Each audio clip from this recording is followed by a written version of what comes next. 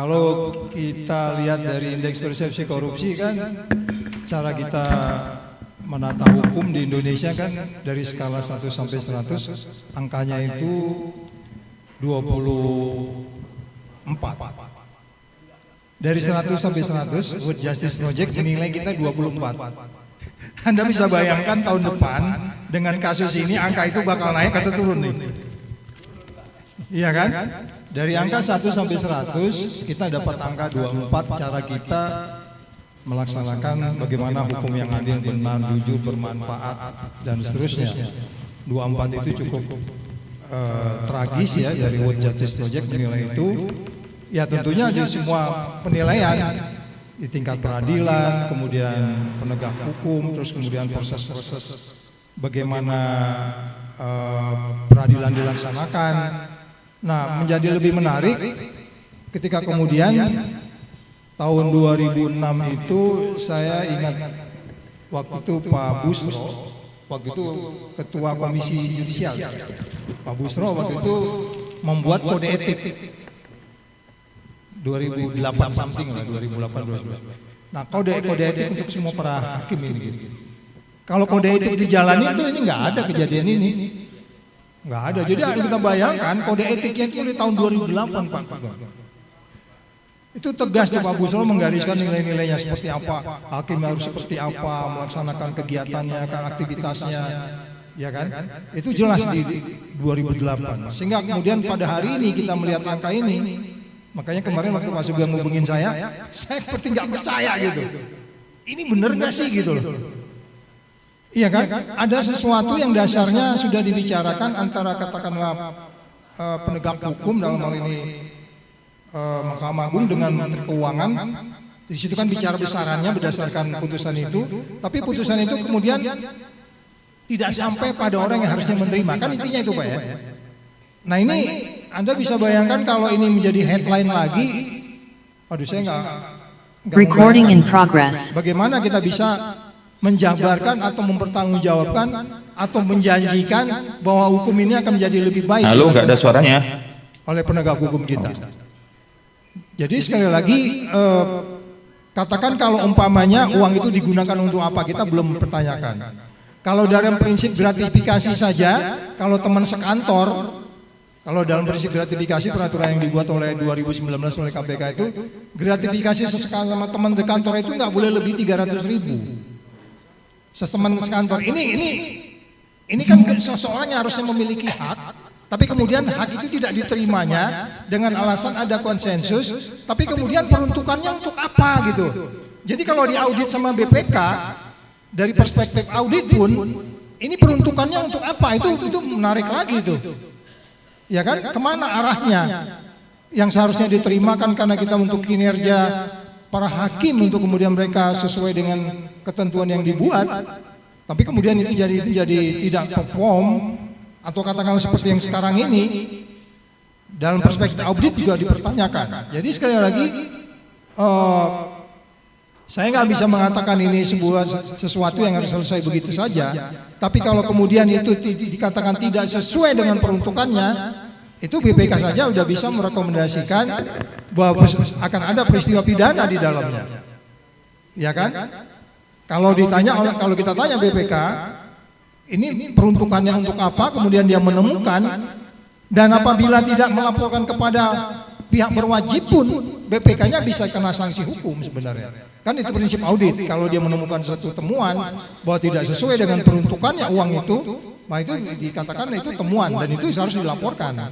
Jadi sekali lagi kita hanya bisa berharap bahwa pun kalau ada putusan yang setelah dibuat dengan sekaligus besarannya, kemudian itu sudah disetujui oleh pemerintah, which is itu jelas memang uangnya adalah APBN, ini menjadi lebih ruwet.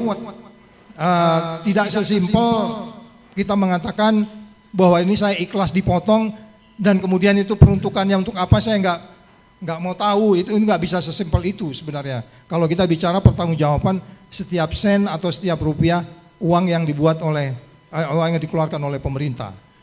Pertanyaan berikutnya adalah prosesnya ini seperti apa sebenarnya di dalam? Kok bisa terjadi hal sesuatu yang katakanlah transaksional seperti ini dalam jangka panjang, dan kemudian untung ada seseorang yang lapor ke Pak Sugeng gitu.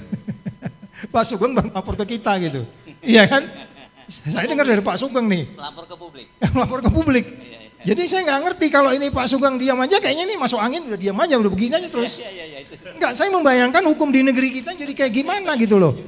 Tadi Pak Sugeng sudah introduction kan bahwa ujung akhir dari putusan yang dibuat oleh seorang hakim, penyidik penuntut bisa salah, penyidik nggak bisa salah.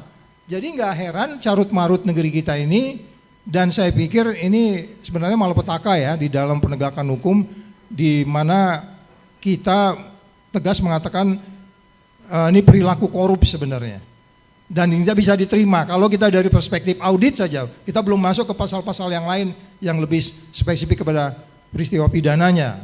Jadi simpulkan memang ada 3 kesimpulan. Pertama adalah memang tata kelola di dalam. Baru kemudian yang menyangkut etika, yang kedua. Yang ketiga adalah menyangkut yang kita bicarakan ini, bahwa mereka sebenarnya memerlukan itu gitu. Jadi 3 kesimpulan. Tahun 2021 penelitiannya. Memerlukan apa ini maksudnya? Ya perlu ada dana tambahan yang untuk supaya mereka berkinerja. Oh, oke. Ya soal tadi hari dan seterusnya itu. Sehingga kemudian 3 hal ini direkomendasikan. Ya. Dalam pikiran saya ini salah satu rekomendasi hasil riset tahun 2021 itu dari 3 kelompok masalah tadi. Nah ini kan kalau kita bicarakan hari ini menyangkut persoalan ke-1 dan ke-2. Tapi yaitu menyangkut tata kelola. Tahun 2016 ya dimulainya ini ya. Mulai dari 2016 katanya sudah mulai itu. Ya, tapi itu berarti kan mereka bisa melihat ada sesuatu yang nggak benar juga sebenarnya. Sehingga kemudian salah satu rekomendasinya sebenarnya supaya mereka diberi dana tambahan. Jadi dari kalau ini dimulai tahun 2016. Tapi itu riset tahun 2021 karena ada problem. 2021 nanti bisa diakses juga. Jadi maksud saya 2 problem di atas yang menyangkut tata kelola, terus menyangkut masalah etik. Ini kan masalah etik juga dong. Yang nggak etik dong Pak, minta sama teman sekerja itu etiknya di mana gitu loh. Ini nggak ada etiknya itu kalaupun nggak melanggar hukum gitu kan. Nah kemudian komisi etiknya gimana, komisi yudisialnya kayak gimana gitu. Jadi sekali lagi ini sebenarnya kesimpulan kita adalah diskusi ini nggak bisa dibiarkan begini karena ini cerminan dari penegakan hukum secara keseluruhan, iya kan? Pintu akhir gongnya di ada mereka, tapi carut marutnya seperti ini gitu. Saya bisa mengatakan kalau saya posisinya di sana, ini dilaporkan ini pidana sebenarnya. Kalau dalam pikiran saya common sense saja tuh. Dibawa ke KPK maksudnya? Ya? Iya. Dan itu harus dikembalikan semua itu yang sudah diterima selama ini, kembaliin kepada orang yang berhak. Karena bahasanya audit itu nggak begitu Pak. Bahasanya audit itu setiap rupiah itu harus disesuaikan dengan peruntukannya. Peruntukannya untuk Pak Fikar. Kok Pak Fikar ngasih 30% kepada Hersu? Nggak bisa kayak gitu. Oh saya ikhlas Pak. Iya ikhlas tapi itu menimbulkan perilaku korup. Dan itu yang dirusak sebenarnya. Kita harus jaga perilaku korup itu untuk kemudian tidak diteruskan. Kan itu yang dirusak dari peristiwa ini gitu. Ya ini sesuatu yang sebenarnya memprihatinkan di lembaga yang tertinggi penegakan hukum. Lepas itu ada problem-problem kaitannya dengan persoalan-persoalan perasaan, ekonomi, atau menghargai orang yang nggak dapat sesuatu dari negara. Pada bagian lagi Bu Boyani sudah menjelaskan di tempat lain juga treatmentnya tidak sama dengan ini, artinya berbeda. Untuk keadilannya datang gitu ya. Jadi kesimpulan kita adalah bahwa rekomendasinya ini tidak bisa dibiarkan, dan saran kita yang mulai untuk sementara kesimpulan saya ini nggak boleh diteruskan dan dihentikan mulai besok, udah gitu aja.